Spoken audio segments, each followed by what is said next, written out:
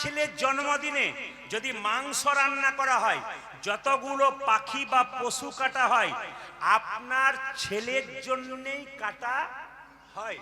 যদি কাউকে হত্যা করা হয়নি, আপনার ছেলের জীবনের মঙ্গল চান, সত্যি কি কাউকে মেরে আপনার ছেলের জীবনের মঙ্গল হয়?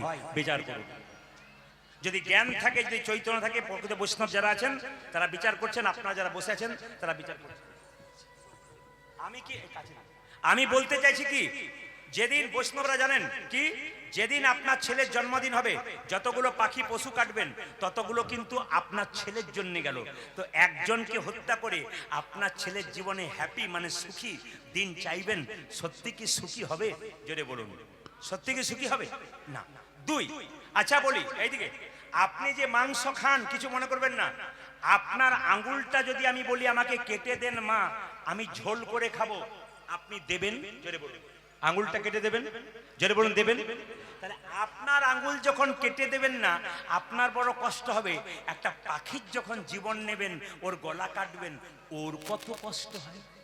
একজনকে কষ্ট দিয়ে নিজের শরীরকে যদি আমি পুষ্টল করতে চাই, সত্যি কি আমার শরীর ভালো হবে? বিচার করবেন আপনারা। আবার শুনবেন, যে যেখানে বসে আছেন, আমাদের সনাতন ধর্ম বলল আমাদের ছেলেদের জন্মদিনে কি করতে হয় মা? সবাই তাকান। আমাদের ছেলেদের জন্মদিনে একটা করে প্রদীপ গোবিন্দের চরণে একটা করে প্রদীপ জ্বালাতে হয়। কি দিয়ে? ঘি দিয়ে। আর প্রদীপটা জ্বালিয়ে ভগবানকে বলতে হয়, এই প্রদীপটা যেমন জল জল করে জ্বলছে, আমার ছেলের জীবন প্রদীপ যেন দীর্ঘদিন ধরে জল জল জল জল করে। কি সুন্দর কথা আমাদের আছে, কিন্তু আমরা এগুলো ব্যবহার করি না। দুই, মায়েরা আপনারা কেক কাটবেন না। কি করবেন? কৃষ্ণের যেদিন জন্ম হয়েছিল কেক কেটেছিল? জোরে বলুন। মহাপ্রভুর জন্ম হয়েছিল কেক কেটেছিল? আরে আপনি মিষ্টি দেন, আপনি লাড্ডু দেন, ওসব দেবেন কি জন্য? কেকের মধ্যে তো ডিম থাকে, আপনি দেবেন কেন? আপনি কি দেবেন? বাচ্চার জন্মদিনে আপনারা কি দেবেন মায়েরা? একটু পরমান্ন পায়েস তৈরি করে তুলসী পত্র দিয়ে গোবিন্দের চরণে বলবেন, হে প্রভু, আমার ছেলে যেন ভবিষ্যতে প্রসাদ ভোজী হতে পারে, ভক্ত হতে পারে। এই আহ্বান যদি আপনারা করতে পারেন, নিতাই গৌর হরি বল বলে আপনার ছেলে কৃষ্ণ হরি বল হরি বল। সবাই লক্ষ্য করুন যে যেখানে বসে আছেন। তাই বলরামের জন্মদিন ছিল মায়েরা, সেই দিন কৃষ্ণ সুযোগ পেয়েছে, বলছে মা আমাকে সাজিয়ে দাও। বলে কিভাবে? এই দেখো, শ্রীদাম সুদাম দাম সুবলা দিয়ং শ্রীদাম সুদাম দাম সুবলা দিয়ং শ্রীদাম সুদাম দাম সুবলা দিয়ং শ্রীদাম সুদাম দাম সুবলা দিয়ং সমান দাঁড়াইয়া দাঁড়াইয়া দাঁড়াইয়া আছে রাজপথে, দাঁড়াইয়া আছে রাজপথে, দাঁড়াইয়া আছে রাজপথে, দাঁড়াইয়া আছে রাজপথে, দাঁড়াইয়া আছে দাঁড়াইয়া আছে দাঁড়াইয়া আছে দাঁড়াইয়া আছে দাঁড়াইয়া আছে দাঁড়াইয়া আছে, ও দেখো দাঁড়াইয়া আছে দাঁড়াইয়া আছে, শ্রীরাম সুদাম প্রথম আছে দাঁড়াইয়া আছে দাঁড়াইয়া আছে, শ্রীরাম সুদাম প্রথম আছে দাঁড়াইয়া আছে দাঁড়াইয়া আছে, শ্রীরাম সুদাম প্রথম আছে দাঁড়াইয়া আছে দাঁড়াইয়া আছে, শ্রীরাম সুদাম প্রথম আছে দাঁড়াইয়া আছে দাঁড়াইয়া আছে, দাঁড়াইয়া দাঁড়াইয়া দাঁড়াইয়া আছে রাজপথে, দাঁড়াইয়া আছে রাজপথে। জোরে বলুন, রাধা রানী কি, শ্যাম সুন্দর কি। আচ্ছা বলুন, গোবিন্দের মাথায় কোন পাখির পালক ছিল? কাকের না কোকিলের? কোকিলের। কিসের বলুন? আপনারা এত জানেন? আচ্ছা বেশ। আচ্ছা, ভগবানের মাথায় ময়ূরের পালক ছিল। এই ময়ূরটা পূর্বজন্মে কে ছিল? ত্রেতা যুগে রামচন্দ্র কত বছরের জন্য বনবাসে গিয়েছিল? জোরে বলুন, একটু জোরে বলুন। আচ্ছা, সবাই জানেন। আচ্ছা, এই 14 বছরের জন্য রামচন্দ্র বনবাসে গিয়েছিল, মন দিয়ে শুনবেন। আচ্ছা বলুন তো মায়েরা, কই রামচন্দ্রের 14 বছরে বনবাস চাইলো, 12 বছরের চাইলো না, 16 বছরের চাইলো না? কেন? কেন 14 বছরে চাইলো? ভালো করে শুনবেন যারা কীর্তন শোনেন, এখানে অজানা জিনিস আপনি জানবেন। 14 বছর চাইলো, কেন 16 চাইলো না? কেন 12 চাইলো না? একটাই কারণ, আপনার বাড়ি থেকে কেউ যদি বেরিয়ে চলে যায়, যদি 12 বছর তার সন্ধান না মেলে, তবে আপনি সেই ছেলেটির সাধ্য কাজ সারাতে পারেন। কি বললাম বুঝতে পেরে গেছে? আপনার বাড়ি থেকে কোনো ছেলে ধরুন বেরিয়ে চলে গেছে, 12 বছর পেরিয়ে গেল, 12 বছর মানে এক যুগ, তার মানে আপনার ছেলের আপনি সাধ্য কাজ করাতে পারেন। কই কই জানে রামচন্দ্র যদি 12 বছর জন্য বনবাসে যায়, তাহলে 14 বছর হয়ে গেলে কি হবে? 14 বছর হয়ে গেলে এক যুগ তো পেরিয়ে গেল, আরো 2 বছর পেরিয়ে গেলে রামচন্দ্রের ঠিকই পাওয়া যাবে না। আমার ভরত কিন্তু কি করবে? আর সিংহাসনে বসে থাকবে, রাজা হয়ে থাকবে। খুব ভালো করে শুনবেন মায়েরা, দামি কথাগুলো। এই যে বললাম যে ময়ূরের পালকটা নিয়েছিল, এই ময়ূরকে রামচন্দ্র ত্রেতা যুগে যখন সীতাকে নিয়ে গেলেন বনে, সীতাকে হরণ করলো কে বলুন তো? রাবণ। যখন রাবণ হরণ করে নিয়ে যাচ্ছিল, একটা পাখি বাধা দিয়েছিল। পাখিটার নাম কি? জোরে বলুন, জোরে বলুন। যে ঘুমাচ্ছে সে বলুন। হ্যাঁ, কে কে কে কে বলুন, পাখিটার নাম কি? জটায়ু পাখি। আচ্ছা মায়েরা, জটায়ুর ডানাটা রাবণ কেটে দিয়েছে। এদিকে জটায়ুর ডানা রাবণ কেটে দিয়েছে, আর সঙ্গে সঙ্গে রামচন্দ্র ছুটে গিয়ে বলল, জটায়ু তোমার এই অবস্থা কি করেছে? জটায়ু কেঁদে কেঁদে বলল, প্রভু আমি মাকে বাঁচাতে পারলাম না। বাঁচাতে পারলেন? বলে না, রাবণ আমার ডানা কেটে দিয়েছে, আমি আর বাঁচবো না প্রভু। রাবণ আমার ডানা কেটে দিয়েছে। রামচন্দ্র সঙ্গে সঙ্গে জটায়ুকে বলল, জটায়ু তোমার যেভাবে শরীর থেকে রক্তক্ষরণ হচ্ছে, তুমি আর বাঁচবে না, বলো তুমি মৃত্যুর আগে কি চাও? সঙ্গে সঙ্গে জটায়ু কেঁদে কেঁদে বলল, প্রভু আমি যেন যুগ যুগ ধরে তোমার সঙ্গ লাভ করতে পারি। ওগো জটায়ু, আগামী দাপরে তুমি হবে ময়ূর পাখি, আর তোমার পালক আমি মাথায় নেব পুচ্ছ। আচ্ছা বলুন তো মায়েরা, ভগবান শ্রীকৃষ্ণ ময়ূরের পালক নিয়েছিল, ডান দিকে ছিল হেলে, না সোজা ছিল, না বাঁ দিকে ছিল? জোরে বলুন। কোন দিকে? কোন দিকে? বাম দিকে, মানে বাঁ দিকে। আচ্ছা কেন বাঁ দিকে রইল, কেন সোজা রইল না, কেন ডান দিকে রইল না? একটা তত্ত্ব আছে। কেন বলুন তো? বাড়িতে অনেকগুলো মেয়ে থাকলে ঝগড়া হয় কি নিয়ে? কাজ কাজ করে। কি আমি কাজ করে মরবো, তুই টিভি দেখে দেখে বসবি? হ্যাঁ, কাজ হয়, ঝগড়া করে। ভগবানের শরীরে যারা আছে তাদের মধ্যে ঝগড়া হচ্ছে। ময়ূর পালকটা, এইদিকে ময়ূর পালকটা বলছে, ময়ূর পালকটা বলছে যে আচ্ছা আমি বাম দিকে হেলে আছি কেন? না আমি বাম দিকে হেলে আছি এই জন্যে, ওরে নূপুর তুই প্রতিদিন গোবিন্দ চরণে থাকিস, তুই যে ধুলো মাখিস, তুই যখন গোবিন্দ হেঁটে হেঁটে যাবে এই ধুলা কিন্তু আমি মাখতে পারবো। আর দ্বিতীয় কি, আমি যদি বামে দিকে হেলে থাকি, সোজা থাকলে গোবিন্দের বদন দেখবো, ডান দিকে থাকলে গোবিন্দের বদন দেখবো, আর বাম দিকে থাকলে গোবিন্দের বদন তো দেখতে পাবো, তার সঙ্গে আমি রাধা বদন দেখতে পাবো। রাধা বদন দেখতে পাবো, ওই আমি রাধা বদন দেখতে পাবো, রাধা বদন দেখতে পাবো, রাধা বদন দেখতে পাবো। তাই তো বামে হেলে দিব, রাধা বদন দেখতে পাবো। ওই আমি তাই তো বামে খেতে রইব, রাধা বদন দেখতে পাবো, ওই আমি তাই তো বামে খেতে রইব, রাধা বদন দেখতে ওই পাবো, আমি তাই তো বামে খেতে রইব, রাধা বদন দেখতে পাবো, রাধা বদন দেখতে পাবো। এই কথাটি বলার পর একটি দামি কথা আপনাদের বলে দিয়ে যাই, যারা কীর্তন শুনছেন একবার শব্দ না করে শুনবেন। মেয়েদের চুলের মুঠি ধরে, আসতে, মায়েদের চুলের মুঠি ধরে কোনো পুরুষ যদি আঘাত করে, হরিবাসরে দাঁড়িয়ে বলে গেলাম সেই পুরুষ অবশ্যই অবশ্যই ধ্বংস। দাদা ভাইরা যারা কীর্তন শুনছেন শুনে নেবেন, কোন নারীর চুলের মুঠি ধরে কোনো পুরুষ যদি আঘাত করে, হরিবাসরে দাঁড়িয়ে বলে গেলাম সেই পুরুষকে ধ্বংস হতে হবে। কেন না দেখুন, দৈবকী চুলের মুঠি ধরেছিল কে? কংস, ধ্বংস হলো। শুনবেন, সীতার চুলের মুঠি ধরেছিল কে? রাবণ, ধ্বংস হলো। দ্রৌপদীর চুলের মুঠি ধরেছিল কে? কে? দুর্যোধন, ধ্বংস হয়ে গেল।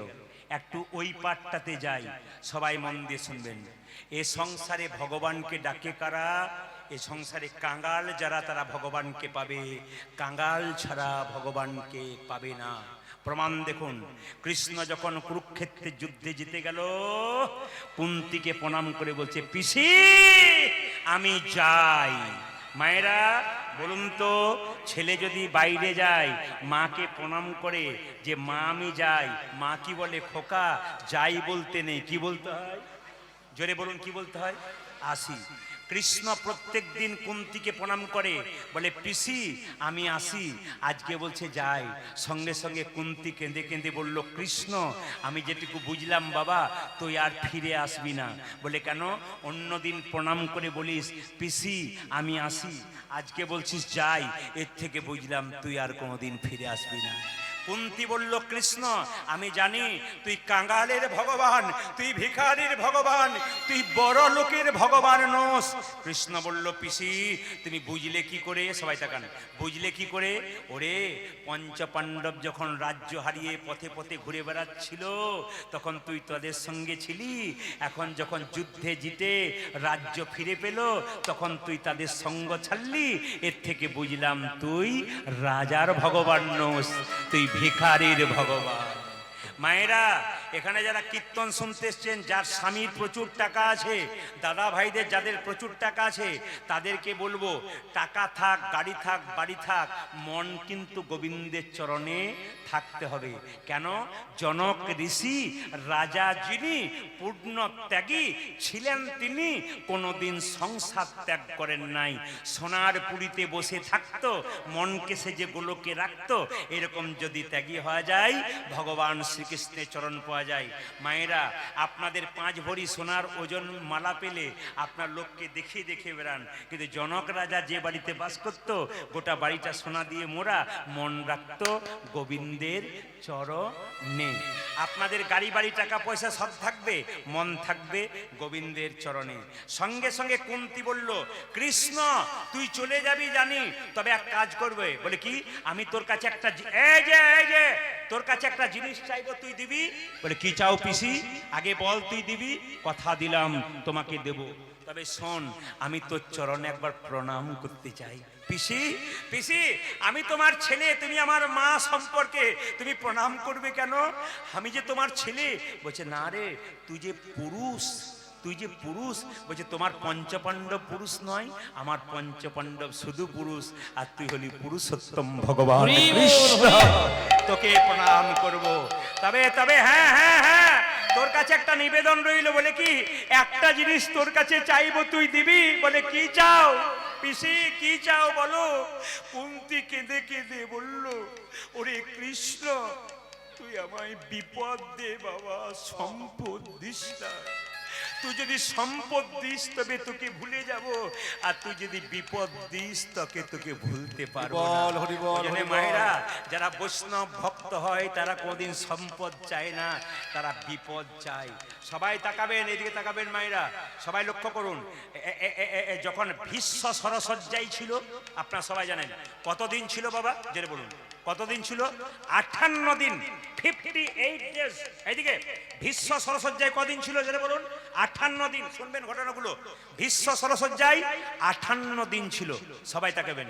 ভীষ্ম যখন সরসজ্জায় 58 দিন আছে, তখন 100 ভাইয়ের দাদা দুর্যোধন চিৎকার করে বলল, দাদু তোমার লজ্জা করে না?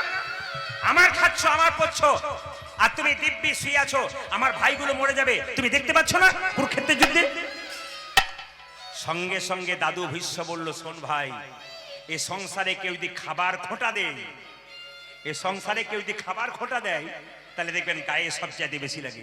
তুই যখন বললি যে তোরা সব ভাইগুলো মরে যাবি, কোনো ভাই মরবি না, তোর স্ত্রী দুর্যোধনকে বলল, তোর স্ত্রী রাত্রিবেলায় আমার কাছে পাঠাবি, তোর স্ত্রীকে আমি আশীর্বাদ করে দেবো, দেখবি তোর আর কোনো ভাই মরবে না।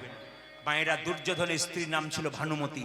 ভানুমতিকে গিয়ে রাত্রি 12টার সময় বলছে দুর্যোধন, ভানুমতি ভানুমতি। বলে কি? একবার যাও। বলে কার কাছে যাও? দাদুর কাছে যাও। দাদু চুপচাপ বসে থাকবে, শুয়ে থাকবে, তুমি দাদুকে প্রণাম করবে, দাদু তোমাকে আশীর্বাদ করবে, দেখবে আমার কোনো ভাই মরবে না। ভানুমতি একটা কথা বলে ফেললো। কি বললো বলুন তো? কথা বলে ফেললো কি? আমি আজকে যাব না, কালকে যাব। জেনে রাখবেন, যারা আজকে করব করব বলে রয়ে গেছেন তাদের জীবনে কাল হয়ে যাবে। রাবণ আল কাল করে স্বর্গে সিঁড়ি বাঁধতে পারে নাই মা। যারা মনে করে এখন কি ভগবানকে ভজনের সময়, যখন বৃদ্ধ হব তখন করব, এখন তো সংসার করা কর্তব্য। জেনে রাখবেন, যে গাছে ফুল তত্তাজা থাকে ওটা গোবিন্দ সেবায় লাগে, আর যে গাছে ফুলটা ঝরে গেছে ওটা গোবিন্দ সেবায় লাগবে না। যখন আপনার বয়স হয়ে যাবে, চামড়া জড়ো হয়ে যাবে, পায়ে হাঁটতে পারবে না, কানে শুনতে পারবে না, তখন গোবিন্দ সেবা সেবায় নিজেকে দিয়ে কোনো লাভ নেই বাবা। সবাই লক্ষ্য করুন, ভানুমতি গেল না, সুযোগটা নিয়ে নিল কৃষ্ণ। রাত্রি 12টার সময় দ্রৌপদী বাড়িতে শুয়ে আছে, আর দ্রৌপদীর বাড়িতে ধাক্কা দিচ্ছে কৃষ্ণ। দ্রৌপদী, দ্রৌপদী, দ্রৌপদী। রাত্রি 12টার সময় দ্রৌপদীর দরজাটা খুলছে, দেখছে কৃষ্ণ দাঁড়িয়ে আছে। দ্রৌপদী বলছে, প্রভু অসময়ে এলে কেন? রাত্রি 12টা মানে তো অসময়, তুমি এলে কেন? ভগবান সুন্দর উত্তর দিলেন, কি? আমি যার কাছে যাই সময় না। কখন যে কার কাছে যাব, 5 বছরও যেতে পারি, 10 বছরও যেতে পারি, 15 বছরে যেতে পারি, আমি যার কাছে যাব তার কোনো সময় নাই। এসেছো কেন? সবাই তাকান। চলো, দাদু ভীষ্ম ঘুমোচ্ছে, এই সময় তুমি মাথায় কাপড়টা নিয়ে দাদুকে প্রণাম করে দেবে, তোমাকে ভানুমতি ভাববে, তোমার মাথায় হাত দিয়ে আশীর্বাদ করে দেবে, আর সঙ্গে সঙ্গে দেখবে তোমার তোমার স্বামীরা কেউ মরবে না, পঞ্চপাণ্ডব বেঁচে যাবে। সবাই তাকান মায়েরা। কৃষ্ণ যাচ্ছে আগে আগে, আর দ্রৌপদী যাচ্ছে পেছন পেছন। যখনই দাদু ভীষ্মের দরজায় গেছে, অমনি দ্রৌপদী এগিয়ে গেছে। দ্রৌপদী যখন আগে আগে চলে যাচ্ছে, দ্রৌপদী জুতো পরে চটি পরে যাচ্ছে। কৃষ্ণ চালাকি করে বলল, দ্রৌপদী, দ্রৌপদী, বলে কি, জুতোগুলো খুলে যাও। কেন? যদি গুরুজনদের কাছে যেতে হয় জুতো খুলে যেতে হয়। আসলে ভগবানের ইচ্ছা কি বলুন তো? আমার চরণ ধরে সবাই কাঁদে, আমি তো কারো চরণ পাই না। আমি আজকে দ্রৌপদীর জুতো জোড়া ধরে বুকে নিয়ে কাঁদবো, দেখবো ভক্তের চরণ ধুলিতে কত আনন্দ। তাই গৌর হরি গৌর। ভক্তের চরণ ধুলিতে কত আনন্দ আছে। সবাই তাকান মায়েরা। দ্রৌপদী যেই না জুতো জোড়া খুলেছে, সবাই তাকাবেন, জুতো জোড়া খুলেছে, এক পা করে দাদু ভীষ্মের ভেতরে ঢুকেছে, আর ঢুকতে যাবে, আর কৃষ্ণ সঙ্গে সঙ্গে দ্রৌপদীর জুতো জোড়া বুকে নিয়ে বারবার বারবার কাঁদছে।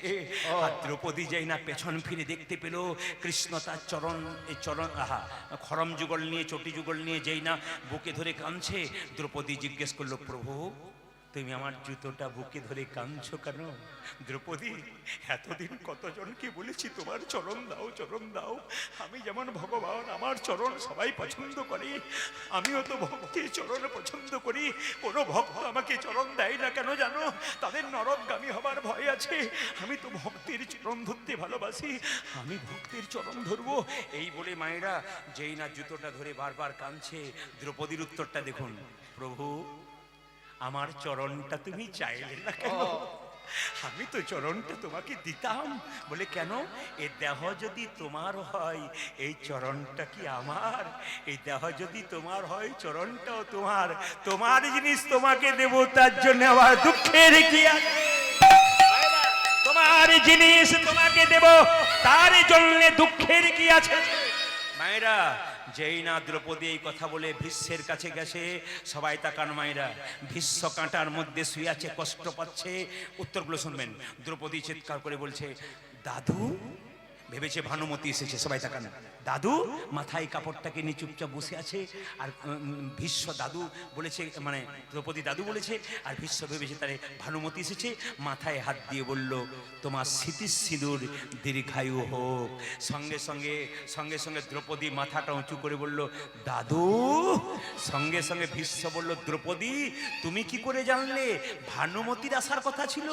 সঙ্গে সঙ্গে দ্রৌপদী কেঁদে কেঁদে বলল, ওগো দাদু, এই জগতে গোপনে যতই ঘটনা ঘটুক, কেউ জানুক আর না জানুক, একজন জানেন, তিনি ভগবান শ্রীকৃষ্ণ। বলে কৃষ্ণ কোথায়? কৃষ্ণ কোথায়? বলে তোমার দরজায় এলো না কেন? দ্রৌপদী বলল, কৃষ্ণ সবার দরজায় যায়, যে তাকে ডাকে তার বাড়ি যায়, যে তাকে ডাকে না তার বাড়ি থেকে সবার বাড়ি যায়, যে তাকে ডাকে তার বাড়ি যায়। ঢুকে আর যেটাকে ডাকে না তার বাড়ি যায় না। সবাই তাকান, ভীষ্ম কেঁদে কেঁদে বলছে, কৃষ্ণ আমি যে এই সরসজ্জায় শুয়ে আছি, আমি কেন এই কাঁটার মধ্যে অবস্থায় শুয়ে আছি? সঙ্গে সঙ্গে ভগবান বলল, ভীষ্ম তুমি কি অপরাধ করনি? ভীষ্ম বলছে, আমি কোনোদিন অপরাধ করি না। বলে, তোমার কত জন্মের কথা মনে আছে? বলে, তোমার 7 জন্মের কথা মনে আছে? বলে, হ্যাঁ আমার 7 জন্মের কথা মনে আছে। সঙ্গে সঙ্গে কৃষ্ণ বলল, তোমার 8 জন্মের কথা মনে আছে? বলে, না, 8 জন্মে তুমি কে ছিলে জানো? কে? তুমি একজন রাজপুত্র ছিলে, রাস্তা দিয়ে একটা লাঠি নিয়ে যাচ্ছিলে, হঠাৎ একটা সাপ রাস্তা দিয়ে যাচ্ছিল, বিষধর সাপ। তুমি ছিল রাজপুত্র, বেতের লাঠি দিয়ে সাপটাকে কাঁটার ঝোপে ফেলে দিয়েছিলে। আর যখন কাঁটার ঝোপে ফেলে দিয়েছিলে, ওই সাপটা বারবার কাঁটার ঝোপে কেঁদেছিল, হে জগন্নাথ জগতের নাথ, জগতের নাথ, হে জগন্নাথ জগতের নাথ, তুমি জগতের নাথ, বিচার করো, তুমি বিচার করো। করো। ভগবান সেই দিন বলেছিল, বলো তুমি কি চাও? ভগবান বলেছিল কি জানেন? কি চাও তুমি? সাপটা কেঁদে কেঁদে বলেছিল, আমি কাঁটার মধ্যে পড়ে মরছি, আমার এত বড় বংশধর বাঁচাতে পারলো না, যে রাজপুত্র আমাকে কাঁটার মধ্যে ফেলে দিল, আমি অভিশাপ দিলাম, ওগো জগন্নাথ, আমার মতো কাঁটাই পড়ে যেন তারও একদিনে মৃত্যু হয়। মায়েরা, যে যেমন কর্ম করবেন তার সেরকম ফল হবে। কমিটির কারা আছেন? কমিটির কারা আছেন এখানে? হরে কৃষ্ণ। কেউ আছেন? হাত তুলবেন। আছেন কমিটি? কোথায় আছেন? এদিকে আসুন। আচ্ছা বাবা, কিছু মনে করবেন না, 10 মিনিট সময় নেবো নাকি? না বন্ধ করে দেবো? সময় নেবো? এরা আমাকে বলেছিল 8টা করছিল, তো আমি বলেছিলাম যে না, আমি 8টাতেই করবো, কিন্তু আপনাদের ভালোবাসার জন্য একটু বাড়িয়ে দিই না, কি বলছেন? যেরকম রাধা রানী কি, শ্যাম সুন্দর কি, মদন মোহন কি, হরিবাসর কি। আচ্ছা বেশ বেশ বেশ, যখন শুনছেন তখন একবার এক কাজ করুন তো, 18 ফাল্গুন তো হোলি আসছে, এই গানটা একবার গাওয়ার পরে আপনাদের সুন্দর একটা তত্ত্ব কথা বলুন। হাত তুলুন, একসঙ্গে হাত তুলুন, একসঙ্গে হাত তুলুন, একবার শ্যামল তুলুন, একসঙ্গে হাত তুলবেন, একসঙ্গে সুন্দর করে আবার গাইব, একসঙ্গে হাত তুলুন। বাহ বাহ, হাত তুলবেন একসঙ্গে।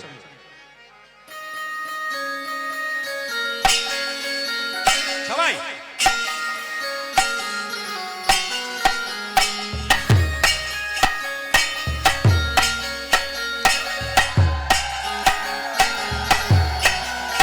উলধ্বনি।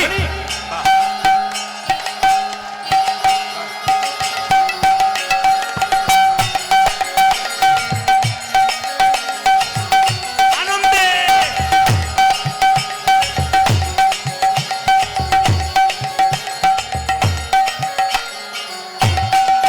আতন শ্যামল তনু যে হল আবিরের লাল, আবিরের লাল, হোলি খেলেছে আমাদের গোপাল। আজ শ্যামল তনুজ হলো অবিরিত নাথ, অবিরিত নাথ, হোলি খেলেছে আমার ব্রজের গোপাল। ওষুধের প্যাকেটের উপরে এক্সপায়ারি ডেট লেখা থাকে, কখন এক্সপায়ারি ডেট শেষ হবে? আমাদের এখানে এক্সপায়ারি ডেট থাকে না। হাত তুলুন, কে কখন চলে যাবে কেউ জানে না। শ্যামল তনু যে হল আবিরেতে লাল, আবিরেতে লাল, হোলি খেলেছে আমার ব্রজের গোপাল। শ্যামল তনু যে হলো আবিরের নাল, আবিরের নাল, হোলি খেলিছে আমার ব্রজের গোপাল। সাথে লইছে দাম সদা যত না রাখা, ওহো সাথে লইয়া, আহা সাথে লইয়া, সাথে লইয়া শ্রীরাম সদাম যতন রাখো।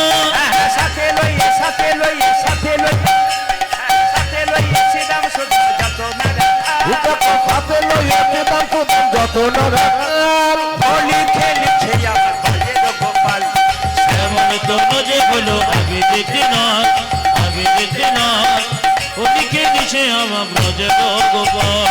রাধার রং দেবে বলে ধরিল পিচকারি, ধরিল পিচকারি, লাল রঙে রাগাইল নীল রঙের শাড়ি। আজ রাধারির, রাধারির, রাধারির দেবে বলে ধরিল ভিখারি, ধরিল ভিখারি, লাল রঙে লাগাইল নীল রঙে শাড়ি।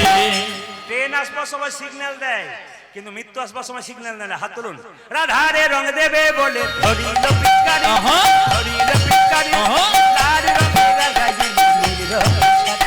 রাধারে রং, রাধারে রং, রাধারে রং দেবে বলে ধরিল পিচকারি, ধরিল পিচকারি, লাল রাঙা চিলনির রঙের নারী যে রাধা বলে রং দিও না দোহাই নন্দলাল রাধা বলে রং দিও না দোহাই নন্দলাল রাধা বলে রং দিও না দোহাই নন্দলাল পূজা যে রাধা বলে রং দিও না দোহাই নন্দলাল এমন জন্য যে হলো আমি যেতে না আমি যেতে না ওদিকে নিচে আমার ব্রজের গোপাল তনু যে হলো ওদিকে নিচে আমার ব্রজের গোপাল শ্যামল তনু যে হলো আবির চিলাল ওদিকে নিচে আমার ব্রজের গোপাল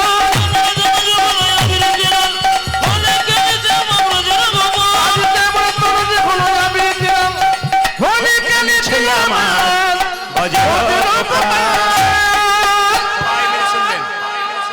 শুনবেন রাধা রানী কি শ্যাম সুন্দর কি আমি যে ছিলাম অপরের অমঙ্গল করলে নিজের অমঙ্গল আগে হয় জোরে বলুন হয় কি না আচ্ছা একটা কথা বলি আস্তে আস্তে আস্তে মায়েরা আস্তে এ সংসারে কেউ কারো জোরে বলুন আমি জোরে শুনতে যাই এ সংসারে কেউ কারো বেশি জোরে জোরে বলবেন না যে স্বামীকে বলেছিলেন পরের সপ্তাহে একটা সোনার মালা নেবো আর যদি বলেন কেউ কারো নয় চান্স কিন্তু নাই আপনাদের চান্স নেই সোনার খুব সুন্দর কথা বলেছেন হরিনাম সোনা শুনলে আর সোনা পড়ার দরকার হবে না বেশ ঠিক আছে জোরে বলুন রাধা রানী কি আচ্ছা যে জায়গাতে ছিলাম মায়ের কৃষ্ণের একটা পিসির ছেলে ছিল তার নাম কি যার জন্মের পরে 3টে চোখ আর 4টা হাত হয়েছিল বলতে পারবেন জোরে বলুন ভেরি গুড শিশুপাল মায়েরা শিশুপালের যখন জন্ম হয়েছিল সবাই তাকান 3টে চোখ আর 4টা হাত হয়েছিল তো 3টে চোখ 4টা হাত যখন হয়েছিল আপনাদের গ্রামে কোনো ছেলের জন্মের পরে 3টে চোখ 4টা হাত হলে আপনারা সব দলে দলে দেখতে যাবেন না জোরে বলুন হ্যাঁ না না দেখতে যাবেন তো এখন সবাই লক্ষ্য করুন শিশুপালের মা যখন দেখলো ছেলেটা 3টে চোখ আচ্ছা বলুন তো মা কখনো ছেলেকে ফেলতে পারে আপনারা সবাই তাকিয়ে দেখুন এই যে একটা বাচ্চা আছে নার্ভের প্রবলেম আছে না আমি যত কীর্তন করছি লাফাচ্ছে নাচছে আনন্দ করছে মা কি ছাড়তে পেরেছে বলুন আপনারা মা ছাড়তে পেরেছে মা দেখুন বাড়ির সবাই ছেড়ে চলে গেল মা কিন্তু ছাড়তে পারবে না কেন বলুন তো খাওয়ানো শোয়ানো পায়খানা যাওয়ানো প্রস্রাব যাওয়ানো সব মায়ের দায়িত্ব সারা রাত্রিটা মা জেগে থাকবে শুধু সন্তানের মুখটাকে দেখে এগুলো লক্ষ্য করতে হয় কীর্তনের আসরে যে আমরা আসি না এগুলো দেখতে হয় মায়ের মতো আপন কেউ এ জগতে যার মা নাই এ জগতে যার বাবা না তার জীবনে কোনো একবারে একবারে একবারে একবারে সবার কাছে নিবেদন রাখবো দাঁড়ান আমি তালি দিলাম তা নয় আমি আপনাদের শব্দ করতে বন্ধ করলাম মায়ের মতো আপন কেউ কেউ হই না যারে মা কাঁদে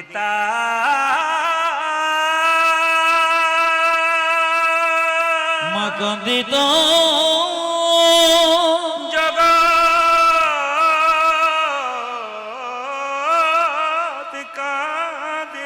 জগতে কাঁদে আমার মা যখন বেঁচে ছিলেন তখন কীর্তন করে যখন বাড়ি যাব আমার মা যদি খবর পেত ওইটা বাজছে আমার মা যখন খবর পেত ছেলে রাত্রি 3টের সময় আসবে তখন দরজায় ধাক্কা দেবার পর দেখতে পেতাম বাড়ির সবাই ঘুমিয়ে গেছে আমার মা দরজাটা খুলছে আর খুলছে হরি বল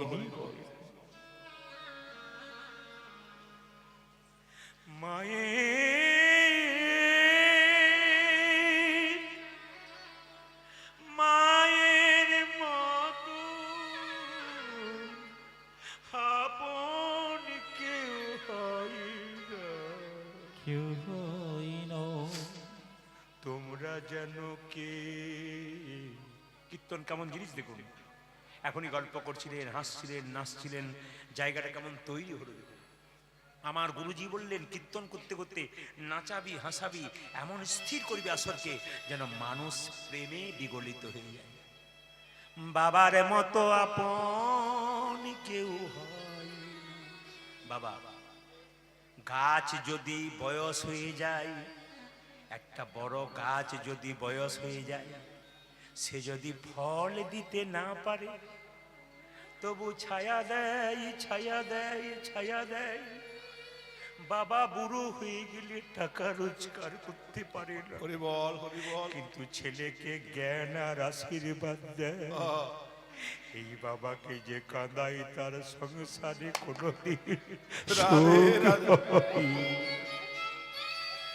বাবা মায়ের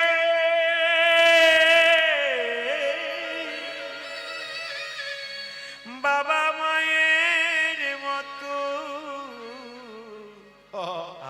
আপনকে অপরকে শুনবেন, শুনবেন। হই না। বড় খুব ব্যথার জিনিস, শুনবেন, খুব দামি জিনিস, প্রত্যেকটি পয়েন্টের কথা একবার ভেতরটা যদি আপনার কীর্তন শোনার পর যেটু কাঁদতে পারেন না, এর মধ্যে যে আনন্দ পৃথিবীতে কোনো জায়গাতে আনন্দ নেই। যত কাঁদবেন ভেতরের ময়লা তত বের হবে, তত আপনি শান্তি পাবেন। হাসলে যত না শান্তি পান, কাঁদলে তার চাইতে বেশি শান্তি পাবেন। একটু সবাই লক্ষ্য করুন মায়েরা, এইদিকে। একটা মায়ের বাচ্চা যখন মায়ের পেটে 10 মাস 10 দিন থাকে, একটা বাচ্চা মায়ের পেটে 10 মাস 10 দিন থাকে, সেই ছেলে যখন বড় হয়ে বারুইপুরে কিংবা ক্যানিং এ ফ্ল্যাট কেনে, আত্মীয় স্বজন সবার জায়গা হয়, কিন্তু বাবা মায়ের জায়গা হয় না। কলমে যতই দামি হোক, সেই কলমে যদি কালি না থাকে, ওই কলমের যেমন কোনো দাম থাকে না। তুমি যতই শিক্ষিত হও আর যতই টাকা থাকুক, তোমার যদি বিবেক বিবেচনা না থাকে, তবে তোমার জীবনে কোনো লাভ থাকে লাভে হবে না। সবাই শুনবেন, যে যেখানে বসে আছেন, মায়ের মধ্যে দেখেছেন তো, আপনারা এই জায়গাটা অনুভব করুন। এখানে একবারে জীবন্ত প্রমাণ দেখতে পাচ্ছেন তো, পিতা মাতার কি দায়িত্ব, অদ্ভুত দায়িত্ব, অদ্ভুত অদ্ভুত। এগুলো লক্ষ্য করতে হয়। সন্তানকে কত কষ্ট করে নিয়ে যাচ্ছে দেখুন, একবার উলুধ্বনি দেন এই সন্তানের জন্য। দেখুন কত বড় সন্তান হয়েছে, এ খুব দামি, খুব মর্মান্তিক। দেখেছেন, পৃথিবীর সবাই ছেড়ে চলে গেল, সন্তান যতই বিকলাঙ্গ হোক, মা বাবা কিন্তু ছাড়তে পারে না। এ অদ্ভুত ব্যাপার মায়েরা। হরি বল। এই দিয়ে তাকাবেন, এক কলসি দুধে 7টা কলসি ভরে যায়, কিন্তু 7টা কলসিতে একটা কলসি ভরে না। একটা মা তার দুগ্ধ দিয়ে 7টা সন্তানকে মানুষ করে, কিন্তু 7টা সন্তান বড় হয়ে একটা মায়ের পেট ভরাতে পারে। সবাই তাকাবেন, ছেলে যখন মায়ের কোলে থাকে, ছেলে যখন মায়ের একটা স্তনে চুমুকে দেয়, একটা স্তনে পা দিয়ে বারবার ধাক্কা দেয়, তবু মা তাকে কোনো মতে। আমি একটা জায়গায় গিয়েছিলাম, খুব দামি জায়গা, একটা অনুভব করবেন কথাগুলো, কত মার্মিক কথা, একটা অনুভব করবেন। একটা জায়গায় গিয়েছিলাম, একটা ছোট্ট ঘরে তার মা, বৃদ্ধা মা বাস করছে। ওকে জিজ্ঞেস করলাম, মাসিমা আপনার ছেলে কটা? বলে 2টো। বলে কোথায়? একটা ডান দিকের বাড়িতে, একটা বাঁ দিকের বাড়িতে। এইদিকে ছোট থাকে, এদিকে বড় ছেলে থাকে। বললাম তাহলে তুমি কার কাছে খাও? বলছে বড় ছেলের কাছে 15 দিন আর ছোট ছেলের কাছে 15 দিন। বললাম যে মাসে 31 দিন হয়? বলছে যে মাসে 31 দিন হয় সেই মাসে মা উপবাসী রয়ে যায়। 15 দিন করে 30 দিন ভাগ হয়, যে মাসে 31 দিন হয় ওই একদিন ছেলে মেয়েরা খায়, কিন্তু মা দুটো ভাই। কীর্তন শুনে কোনো লাভ হবে না যদি তোমার বিবেক না জন্মায়, যদি তোমার মনুষ্যত্ব না জন্মায়, তবে তোমার কোনো লাভ। সবাই শুনবেন, আপনারা যে এখানে বসে আছেন, এই দক্ষিণ চব্বিশ একজন খুব ভালো কীর্তনিয়া ছিল, এখন বয়স হয়ে গেছে। উনি বিশেষ কারণে অসুস্থ আছেন। সবাই শুনবেন ভালো করে, বিশেষ কারণে উনি অসুস্থ আছেন। উনি আমাকে একদিন জয়দেব মেলাতে কীর্তন করছিলাম, তখন আমার একটু কম বয়স ছিল, আমি কীর্তন গান গাইছিলাম। ওনার নাম হচ্ছে অরুণ চট্টোপাধ্যায় মহাশয়।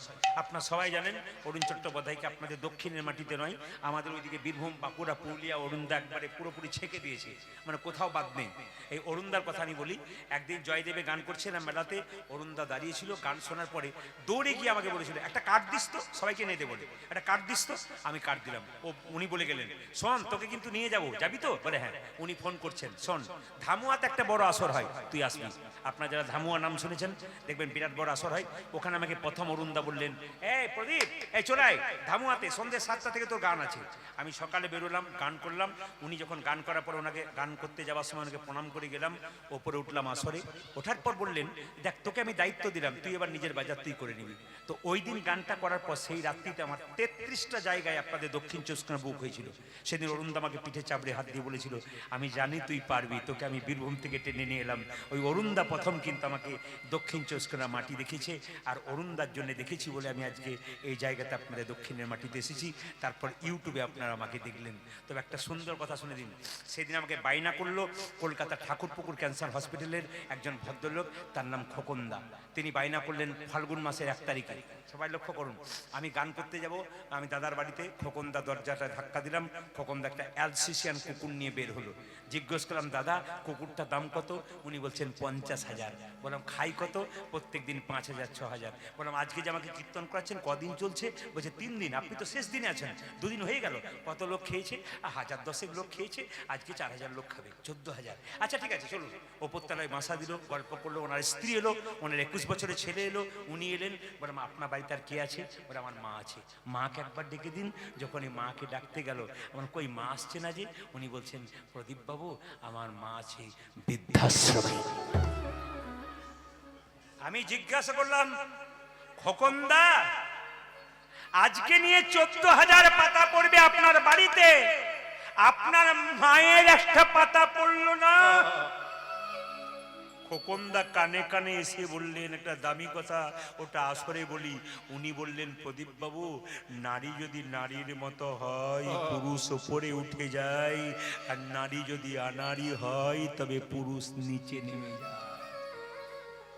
আজকে কীর্তন জগতে এসেছি, 365 দিনের মধ্যে 300 দিন বাইরে থাকতে হয়। আমাদের নারীরা যদি চঞ্চল হতো, আমরা এই জায়গায় থাকতে পারতাম না। নারী স্থির, নারী নারীর মতো হলে পুরুষ ওপর দিকে যায়, নারী আনারী হলে নিচে নেমে যায়। কীর্তন হয়ে গেল। মা খোকনদা বললেন, প্রদীপ বাবু আমার মাকে আনতে পারলাম না, মা আমাকে বলেছে কীর্তন করা বাবা, আমি গেলে যদি অশান্তি হয় দরকার নেই, তুই কীর্তন করা। কীর্তন হয়ে গেল। খোকনদা আমাকে বায়না করলো পরের বছরের জন্যে।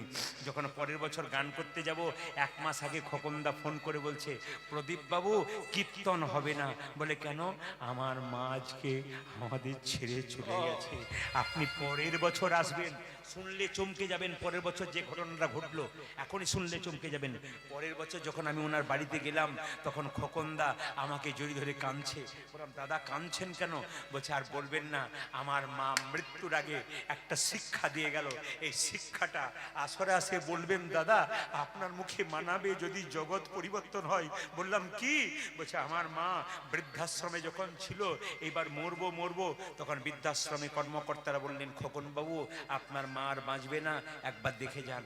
আমি আমার মাকে যখন দেখতে গেলাম, তখন আমার মা শুধুমাত্র হাত পাগুলো নড়ছে, মুখটা নড়ছে, আমার দিকে তাকাচ্ছে। আমি যখন ঘর থেকে বেরোচ্ছি, আমার ছেলে বলল, বাবা একবার ঠাকুমাকে দেখতে যাব। আমার স্ত্রী দরজায় দাঁড়িয়ে আছে, দেখলাম চোখগুলো ছলছল করছে। জিজ্ঞাসা করলাম, কি গো তুমি কাঁদছো কেন? আমাকে নিয়ে যাবে না? বলে সারা জীবন কাঁদালে, আজ শেষ দিনে গিয়ে কি করবে? বলে প্রায়শ্চিত্ত করব। সারা জীবন কাঁদে, শেষে তুমি প্রায়শ্চিত্ত করে কি করবে? সবাই শুনবেন, লক্ষ্য করবেন। খোকনদা বলে আমার স্ত্রীকে নিয়ে গেলাম, আমার স্ত্রী আমার পায়ে ধরে, মায়ের পা ধরে বারবার করে কাঁদছে। আমার ছেলের মাথায় আমার মা হাত বুলিয়ে দিচ্ছে। বললাম মা তুমি কাঁদছো কেন? খোকন শেষ বয়সে বাবা মা ছানা পোলাও ছেলের কাছে খেতে চায় না, নাতি নাতনিদের নিয়ে আনন্দে থাকতে চায়। আমার বড় আশা ছিল 21 বছরের নাতির বিয়েটা দেখে যাব, কিন্তু আমি দেখতে পারলাম না। তবে খোকন, আমার খুব একটা ইচ্ছা নাই, একটা ইচ্ছা আছে বলে কি, আমি যে বৃদ্ধাশ্রমে বাস করি ওই রুমটাতে একটা ফ্যান দিয়ে দিবি। সঙ্গে সঙ্গে খোকনদা বলল, মা তুমি তো 2-4 দিন পরে মরে যাবে, ফ্যানটা কার জন্যে? ওই যে ফ্যানটা আমার জন্যে নয়, তোর ছেলেটাতে 21 বছর বয়স হলো, এবার বিয়ে দিতে হবে, বিয়ের পর তোরা দুজন তো এই রুমটাতে আসবি, আগে থেকে ফ্যানের ব্যবস্থাটা করে রাখবি। নিবেদন রইল বাবা, আজকে যদি আপনি কাউকে কাঁদান তবে আপনি তৈরি হয়ে থাকবেন, আপনাকে কিন্তু একবার কাঁদতে হবে। তাই মায়ের জন্য বলল, তুমি যে মা সবে থেকে আপন মা, তুমি যে মা সবে থেকে যত, মা তুমি যে মা সবে থেকে আপন মা তুমি যে মা সবে থেকে যাবো, তুমি আকাশ তুমি বাতাস, তুমি আকাশ তুমি বাতাস, তুমি আকাশ তুমি তুমি আকাশ তুমি বাতাস, তুমি যে ভুবন, তুমি যে মা সবে থেকে উলুধ্বনি মায়েরা, মা তুমি যে মা সবে থেকে যত, মা তুমি যে মা সবে থেকে যাবো, আমাকে জন্ম দিলে মা কত না ব্যথা, 10 মাস 10 দিন গর্ভেতে লুকা, আমাকে জন্ম জন্মদিনের কত না ব্যথা, 10 মাস 10 দিন গর্ভে লোকা, আমাকে জন্ম দিলে মা কত না ব্যথা, আমার মা 10 মাস 10 দিন গর্ভেতে লুকায় মা, আজি আমাকে জন্ম দিলি কত না ব্যথা, 10 মাসে 10 দিন গর্ভে লোকা, তোমারই কোলে শুয়ে কত না আদর খেয়ে, তোমারে কোলে শুয়ে কত না আদর খেয়ে, আজ তোমারই কলসি কত না আদর দিয়ে, করলে মাগো আমার যতনে মা, তুমি যে মা সবে থেকে যাবো, তুমি যে মা সবে থেকে যাবো, ও বাবা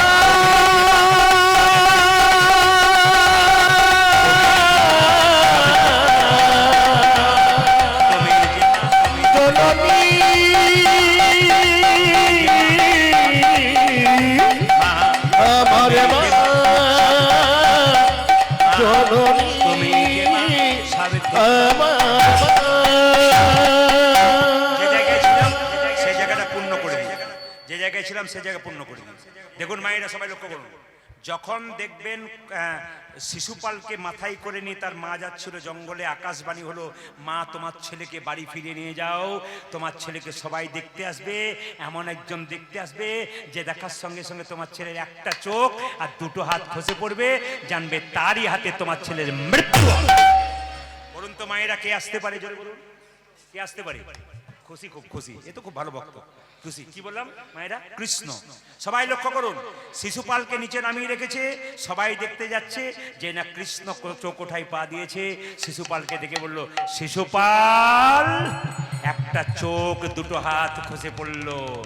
শিশুপালের মা কৃষ্ণকে বলল, কৃষ্ণ এ তোর কে? আমার ভাই। আমি তোর কে? পিসি। আমার মাথায় হাত দিয়ে কথা দে, শত অপরাধ করলে ক্ষমা করে দিবি? কৃষ্ণ বলল, পিসি শত অপরাধ করলে ক্ষমা করব, 101 হলে বেটাকে ছেড়ে দেব না। লক্ষ্য করুন মায়েরা, সবাই লক্ষ্য করুন, যখন কৃষ্ণ যুধিষ্ঠির মহারাজ একটা রাজ্য যজ্ঞ করেছিল, কৃষ্ণকে সভাপতি করেছিল, সবাই মেনে নিল, একজন মানল না। কে বলুন তো? শিশুপাল। চিৎকার করে বলল, লম্পট চোর, লম্পট চোর, লম্পট চোর। গালি দিতে দিতে যখন 101 হয়ে গেছে, কৃষ্ণ বলছে তুই বলে যা, তারপর দেখ তোর কি হয়। 101 হয়ে গেছে মা, অমনি সঙ্গে সঙ্গে কৃষ্ণ সুদর্শন চক্র দিয়ে শিশুপালের মস্তকটা ছেদন করেছে, কৃষ্ণের সুদর্শন চক্রে কৃষ্ণের আঙ্গুলটা কেটে গেছে। দ্রৌপদী সামনে দাঁড়িয়েছিল, কৃষ্ণের আঙ্গুলটা কাপড় দিয়ে বেঁধে দিল। যখন কাপড় দিয়ে বেঁধে দিল, কৃষ্ণ বলল, দ্রৌপদী, এই যে তুমি এইটুকু কাপড় দিলে, এই কাপড় তুমি একদিন অনেক করে পাবে। মায়েরা শুনে রাখুন, আপনার তো মাসে 4 দিন অসুস্থ অবস্থায় থাকেন। দ্রৌপদীর যখন বস্ত্র হয়েছিল, তখন দ্রৌপদী কিন্তু 4 দিন অসুস্থ অবস্থায় ছিল। সবাই তাকান, দ্রৌপদী এক হাতে বস্ত্র ধরে আছে, এক হাতে বসন চাইছে। আর নারদ মুনি কৃষ্ণকে বলছে, অসহায় নারী ডাকছে, তুমি দিতে পারছো না বসন। সঙ্গে সঙ্গে কৃষ্ণ বলেছিল, দ্রৌপদীকে পরীক্ষা নেবার জন্য প্রস্তুত, দ্রৌপদী পরীক্ষা দেবার জন্য প্রস্তুত নয়। বলে কেন? এক হাতে নিজের উপরে ভরসা করেছে, আর এক হাতে আমাকে ডাকছে। এই জগতে যে 2 হাত তুলে ডাকে না, আমি তার কাছে কোনোদিন যাই না। দ্রৌপদী যেই না বলেছে, যা কিছু আমার সকলই তোমার, সকলই তোমার, আমার কেবল তুমি, আমার কেবল তুমি। জীবনে মরণে জনমে জনমে প্রাণনাথ হইও তুমি, প্রাণনাথ হইও তুমি। দ্রৌপদী বস্ত্র পেয়েছে, আমি আগেই বললাম, অপরের অমঙ্গল করলে নিজের অমঙ্গল হয়। দ্রৌপদী বস্ত্র পেয়েছে, সবাই তাকান। দ্রৌপদী বস্ত্র চাইছে, কৃষ্ণ বস্ত্র দিচ্ছে, দুঃশাসন কাপড় টানছে। 1 ঘন্টা, 2 ঘন্টা, 3 ঘন্টা, 4 ঘন্টা। দুঃশাসন দুর্যোধনকে বলছে, দাদা হাঁপিয়ে গেলাম, জল তৃষ্ণা পেয়েছে, বাড়িতে গিয়ে জল খেয়ে আসি। যে না বাড়ির ভেতরে জল খেতে গেছে, সবাই তাকান। জল যখন খেতে গেছে, দুঃশাসনের স্ত্রী উলঙ্গ হয়ে বসে আছে, শরীরে কাপড় নাই। শুধু দুঃশাসন স্ত্রী নয় মা, 100 ভাইয়ের স্ত্রী উলঙ্গ হয়ে চুপচাপ বসে আছে। জিজ্ঞেস করছে দুঃশাসন তার স্ত্রীকে, কি ব্যাপার, তুমি উলঙ্গ হয়ে গেলে কেন, তোমার কাপড় কই? বলছে, শুধু আমি নয়, আমার 100 ভাইয়ের বউ সবাই উলঙ্গ হয়ে আছে। বলে, ঘটলো কেন এমন ঘটনা? সঙ্গে সঙ্গে দুঃশাসন স্ত্রী বলল, তোমার আর তোমার দাদার জন্য হলো। বলে, কেন? দ্রৌপদী কৃষ্ণকে বসন চাইছে, এত বসন পাবে কি করে? আমাদের গুলো টানছে আর দ্রৌপদীকে দাবি করছে। সবাই গরিব ভাইরা, অপরের অমঙ্গল করলে নিজের অমঙ্গল আগে হয়। আসুন আমরা সবাই মিলে, আর সময় বেশি নেব না, এবার আমাদের নূপুর আসবে, আমার ভাই যে সম্পর্কে হয় বর্ধমানের। আপনার কীর্তন গান শুনবেন। একবার কালিয়নাগকে আমরা দমন করে দিই। ভগবান শ্রীকৃষ্ণ কালিয়নাগের মাথায় চাপলো, সবাই মাথায় কাপড়টা নিন, সবাই মিলে ভগবান শ্রীকৃষ্ণ কালিয়নাগের মাথায় চেপেছে। সবাই মাইরা, সবাই একসঙ্গে। যেই না কৃষ্ণ কালিয়নাগকে দমন করবার জন্য জলে ঝাঁপ দিয়েছে, দেখে কি মনে হচ্ছে যেন নীল কমল ভাসছে, নীল কমল ভাসছে, নীল কমল ভাসছে, উজ্জ্বল নীল কমল ভাসছে। কালী দগির জলে আছে, নীল কমল ভাসছে, উজ্জ্বল কালী দগির জলের মাঝে নীল কমল ভাসছে।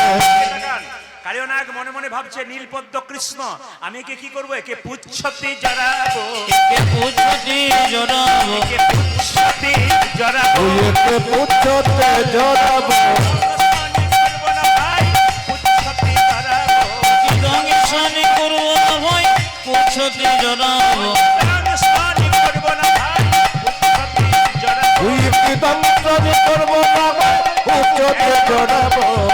নিম পাতাকে যতই মিষ্টি সে ভেজাল মাছ, তেতো দূর হয়, জোরে বলুন, তেতো দূর হয়। যার যেমন স্বভাব সে তা করবে।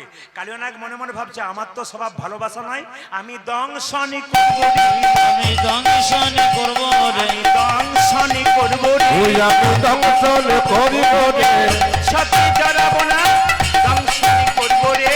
কে পুচ্ছতে জড়াবো না, দংশনে করবো রে, কৃষ্ণাঙ্গে কানিরাগ হানিছে দংশন, অনিষে দংশন পাষাণ সমান কৃষ্ণ হইল দহন। ভাইরা, যেই না কালিয়নাগ কৃষ্ণের গায়ে বারবার আঘাত করছে, কৃষ্ণ পাথরের মতো হয়ে গেল। কালিয়নাগ যে না ফোনাটা নিচে নামিয়েছে, কৃষ্ণ কালিয়নাগের মাথায় চেপেছে। পদকর্তা বলছে, দেখো দেখো, ফনাতে ফনাতে কমন করি, আজ ফনাতে ফনাতে দমন করে, ফনাতে ফনাতে কমন করি, উজ্জ্বল ফোনাতে ফোনাতে নবন করি, নটবর বেশে দাঁড়ালো হরি, পরিণত মন মিশে রাধ হরি, নটবর বেশে দাঁড়ালো হরি। উজ্জ্বল রবির দাঁড়ালো ঘড়ি, দেখো কত শোভা হয়েছে, কত সভা হয়েছে, কত শোভা হয়েছে ও দেখো কত শোভা হয়েছে কালিনাগের মাথার উপর কত শোভা হয়েছে ওই কালিনাগের মাথার উপরে কত শোভা হয়েছে কালিনাগের মাথার উপর কত শোভা হয়েছে উজানি কালিনাগের মাথার উপর কত শোভা হয়েছে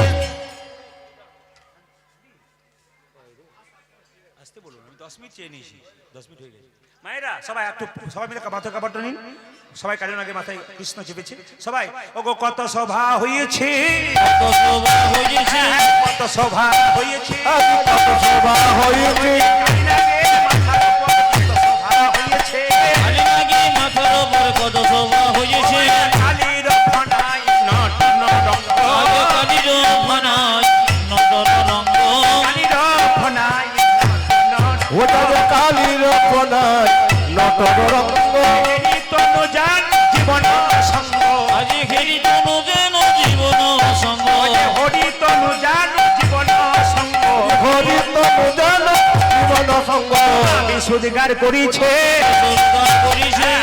সরকার করিছে বিশুদ্ধার করিছে করিছে কবির চরণ তলে বিশুদ্ধার করিছে আগে গোবিন্দের চরণ তলে বিসর্জন করিছে কবির চরণ তলে আনন্দ ভরে না গোবিন্দের চরণ তলে আনন্দ ধরে না রে গোবিন্দের চরণ তলে আনন্দ ধরে না রে গোবিন্দের চরণ তলে আনন্দ ধরে না রে গোবিন্দের চরণ আজ তলে বিশুদ্ধার করিছে কৃষ্ণের চরণ তলে কালিয়নাগ বারবার বিষ দিচ্ছে কালিয়নাগ বলছে হ্যাঁ রে আমার চরণ পেলে লোকে ফুল দেয় পুষ্প দেয় তুই বিষ দিচ্ছিস কালিয়নাগ কেঁদে কেঁদে বলছে হে গোবিন্দ তুমি তো অমৃতময় ভগবান তুমি আমাকে বিষ দিয়েছো আমি যা আছে তাই দিলাম আমার ছেলে দিন যা আছে তাই দিলাম তাই দিলাম গোবিন্দ তোমার শ্রীচরণে যা আছে তাই দিলাম গোবিন্দ তোমার শ্রী চরণে যাচ্ছে তাই দিন গোবিন্দ তোমার শ্রীচরণে হরি হরি হরি গোবিন্দ তোমার শ্রী আজ চরণে হরি হরি হরি বলে তোমার শ্রী চরণে হরি হরি হরি বলে গোবিন্দ তোমার শ্রী আজ চরণে হরি হরি হরি বলে তোমার শ্রী আজ চরণে যাই আছে তাই দিলাম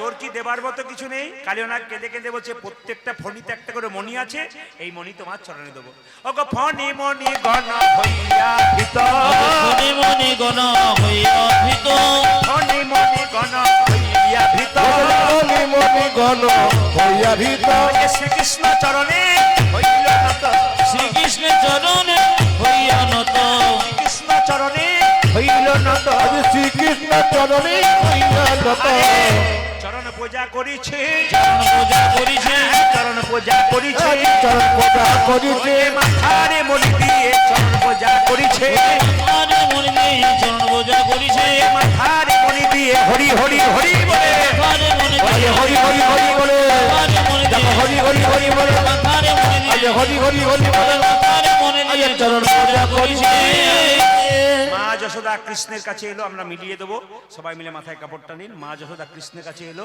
আর রাধাকে বল রাধে তুই এক কাজ কর আমার এক কোলে বস আর কৃষ্ণ এক কালে বস যে না দুজনে বসেছে সবাই মিলে গাইছে একসঙ্গে গাইবেন এই গানটা গাইবেন কাবির আম্বানিকে সবাই হাত তুলেই এই গানটা এইটির মাধ্যমে আমি মিলন করব সবাই মিলে আনন্দ করে সবাই সবাই মিলে একসঙ্গে হাত তুলে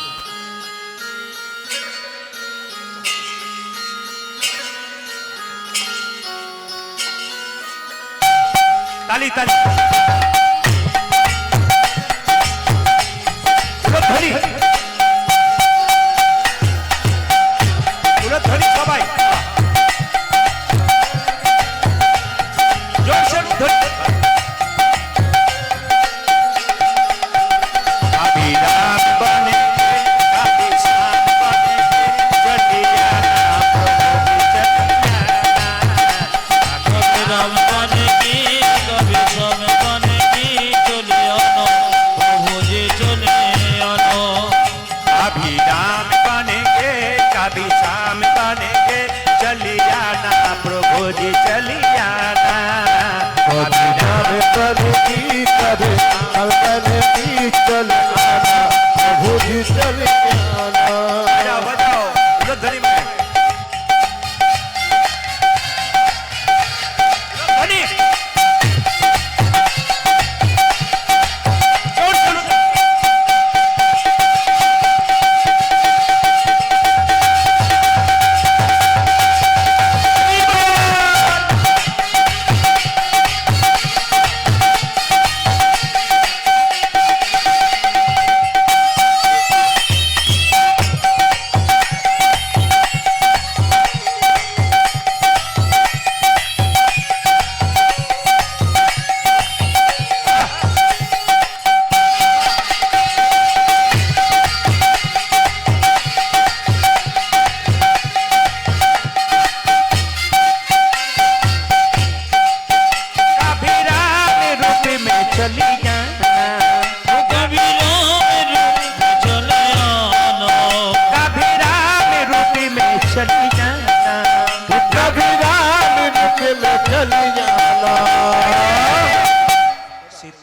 হাত, হ্যাঁ আসুন আসুন, 1 মিনিট 1 মিনিট শোন, একটু আসতে পারবে না, এখানে নিয়ে নেন। এখান থেকে নিয়ে নিচ্ছে।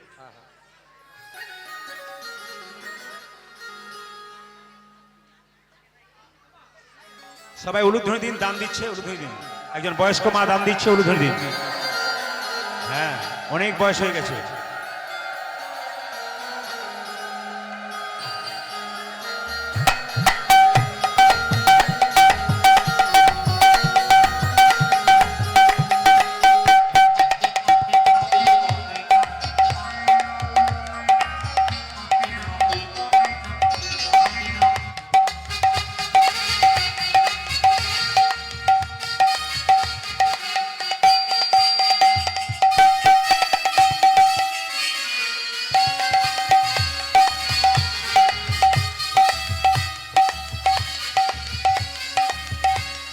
উলুধ্বনি দিন মায়ের জন্য।